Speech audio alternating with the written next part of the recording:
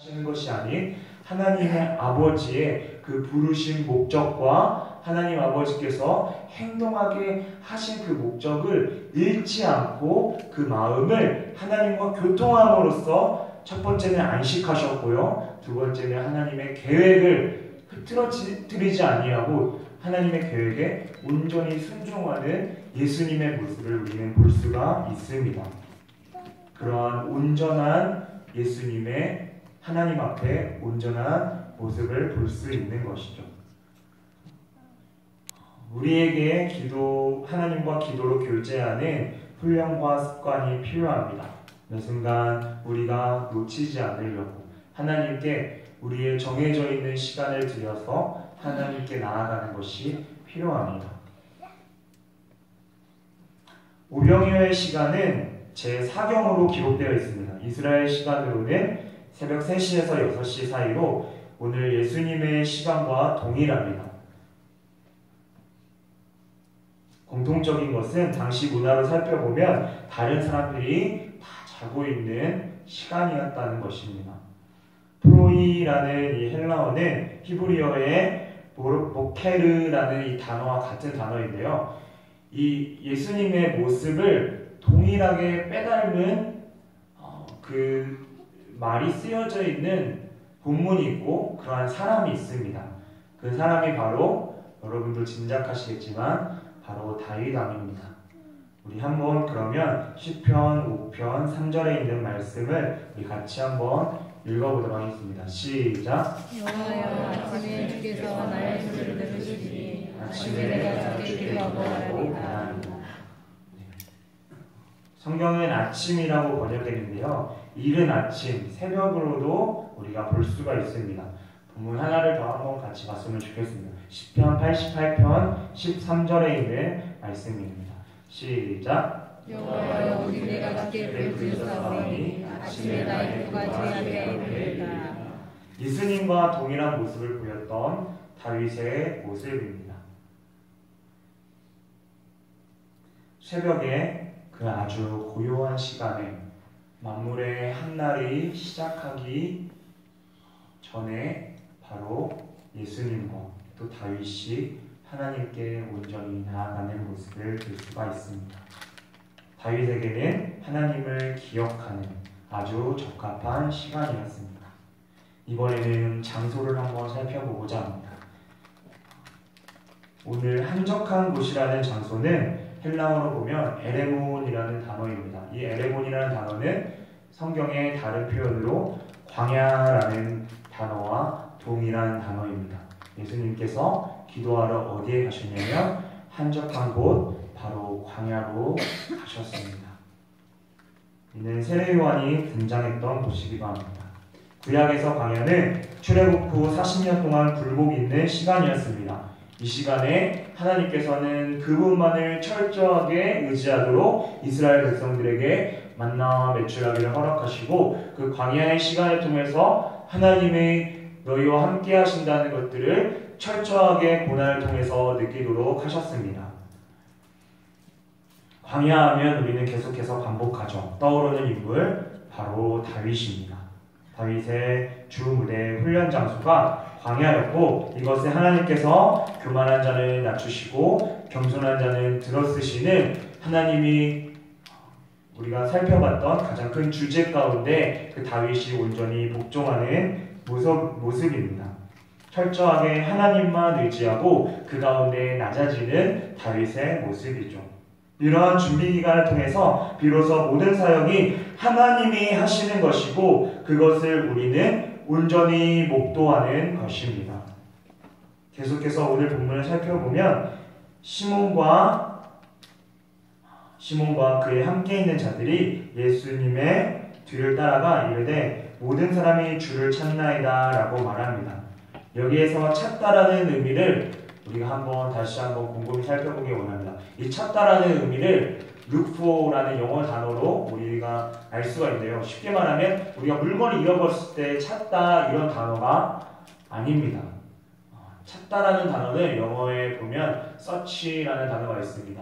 이것은 뭐냐면 조사하다, 쥐를 추적해서 찾아내다 라는 쫓다라는 의미를 가지고 있습니다. 베드로는 예수님이 필요했습니다. 이미 그 자리에서 유명해졌고 수많은 사람들을 예수님께서 치료하시면서 자신들의 위치까지 높아진 것이죠. 그 자리에서 머물고 싶어하는 베드로의 모습입니다. 이러한 베드로의 모습은 변화산에서도 동일하게 볼 수가 있습니다. 하나님의 계획을 흐리고 대중의 기쁨을 사려고 한 베드로의 모습입니다.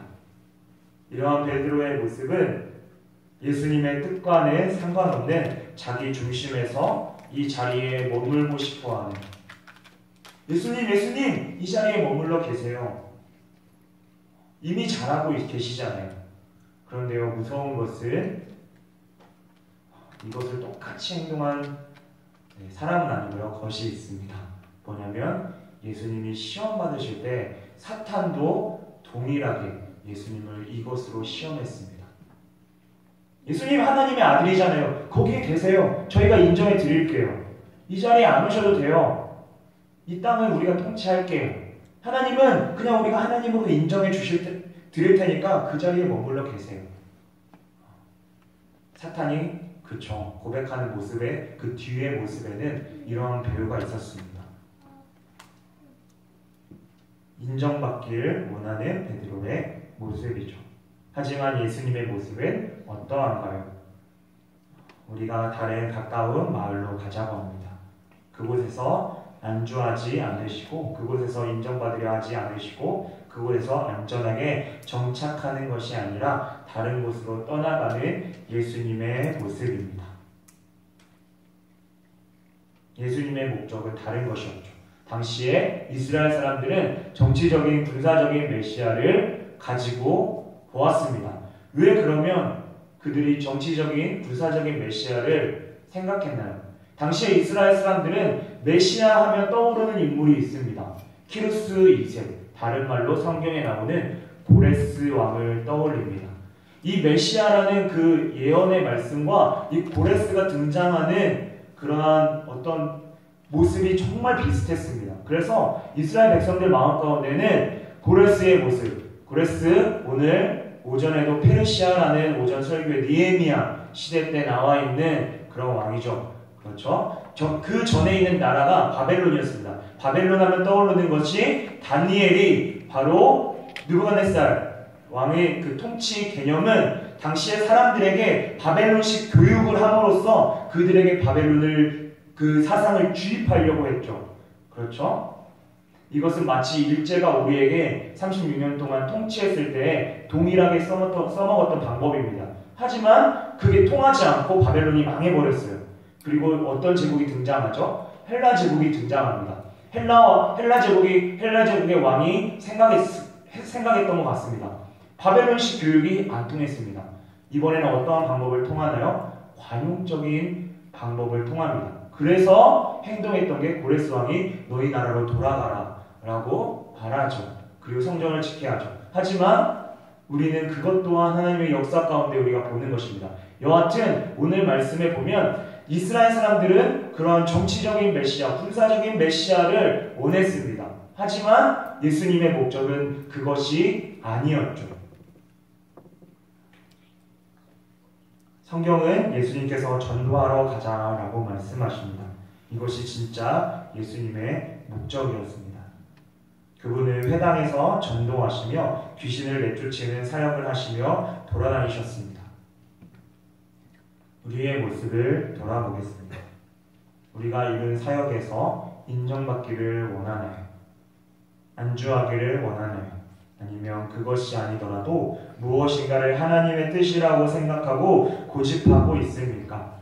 아니면 끊임없이 하나님께서 나를 통해 하고자 하시는 것을 겸손하게 고민하고 생각하고 계십니까?